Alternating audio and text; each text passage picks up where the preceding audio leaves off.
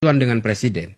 Akhirnya saya memilih daripada saya bermusuhan dengan presiden, saya memilih untuk mengikuti arahan presiden berangkat ke Prancis. Presiden Jokowi maksudnya.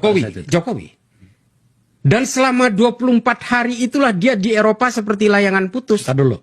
Ini saya perjelas ini. Saya ini ngos-ngosan dengarnya nih. Jadi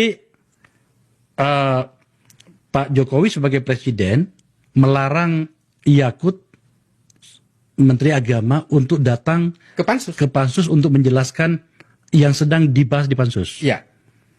Caranya melarang itu adalah memindahkan tugas yang harusnya kepada Pak Prabowo sebagai Menteri Pertahanan untuk sebuah agenda di Prancis.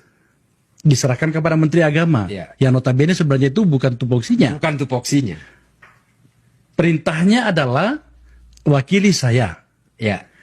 Acara di Prancis itu berapa lama? Kurang lebih 3 hari kata Gus ya. 3 hari. Ternyata dia di sana berapa hari? 24 hari. 24 hari. Kenapa dia begitu lama? Karena dia menunggu suasananya reda. Sesuai dengan arahan Pak Jokowi ke Gus Yakut, buying time aja. Presiden mengatakan itu? Yes. Itu yang saya dengar dari Gus Yakut. Udah buying time aja.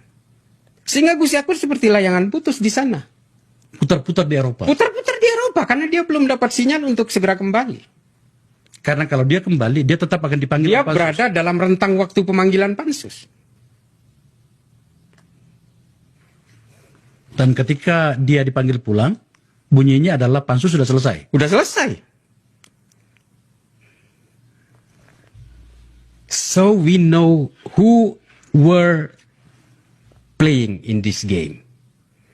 Saya tidak mau menuduh siapa-siapa, tapi saya tetap beranggapan ada 2 hal, Puang. Satu, kriminalisasi ini sasaran tembaknya adalah Gus Yahya. Buat saya clean and clear di situ. Tunggu dulu. Ini lagi-lagi saya katakan ke Gus Yahya lagi. Kemarin pada kasus tambang itu kan juga Gus Yahya juga kan gitu ya. Ya. Sekarang masuk pada putaran kedua kayaknya ini. Ya. Apa memang yang terjadi sih sebenarnya sampai kemudian Anda menyimpulkan bahwa sudah 2 skenario yang ditembakkan kepada Gus Yahya dan sekarang ini lewat adiknya? Ya karena Gus Yahya tidak bisa dikendalikan oleh gengnya Jokowi di PBNU. Sehingga dia harus dirontokkan. Dan terbukti kemarin dirontokkan nggak berhasil. Karena keputusan para masyayikh, para ulama di Lirboyo mengatakan harus islah. Dan akan ada muktamar 6 bulan kemudian. Saya dengar ada ancaman kepada Gus Yahya ya? Ya ada ancaman itu, tapi saya tidak bisa sebutkan inisialnya, mohon maaf, nggak apa-apa. Tapi ancaman itu ada ke Gus Yahya. Saya udah tanya ke Gus Yahya. Bunyinya? Ya kalau ingin adikmu selamat, ya kamu harus segera mundur. Artinya kan itu adalah ada tekanan, ada bargain juga di situ. Kalau kamu merelakan itu ya ayo kita fight, kurang lebih kan begitu. Dan itu saya dengar langsung dari Gus Yahya. Artinya ini bukan persoalan yang sangat sederhana. Dan kita tahu, bukan kita tahu, saya tahu. Berkali-kali kan KPK dijadikan sebagai palu godam politik.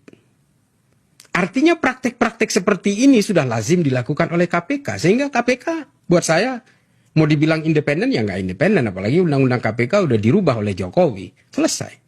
Sebelum Jokowi lengser, formatur, komisioner dan semuanya udah ditetapkan oleh Jokowi.